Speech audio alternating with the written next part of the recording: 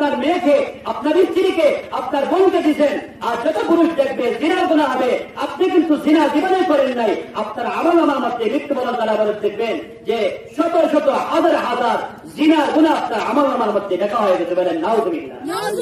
তিনি বলবেন, আল্লাহ আমি জীবনে জিনা করি নাই, আমি জীবনে চুরি করে নাই, ডাকাতি করে নাই।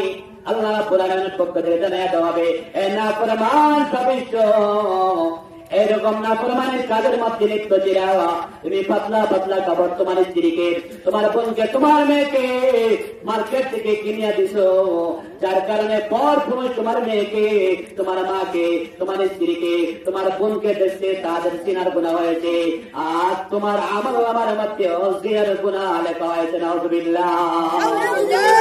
এজন্য মহিলারাও আপনারা বেঁচে থাকুন, আর আমাদের পুরুষ যারা আমরা পুরুষ আছি, আমার অনুরোধ থাকবে আমরা এরকম কাপড় কিনে দিব না, আর যদি তারা কিনিয়ে থাকে তাহলে ব্যবহার করতে দিব না ইনশাআল্লাহ। আল্লাহ রাব্বুল আলামিন আমাদেরকে আমল করার তৌফিক দান করুন, আমাদের প্রধান যে মা বোনদেরকে আমল করার তৌফিক দান করুন।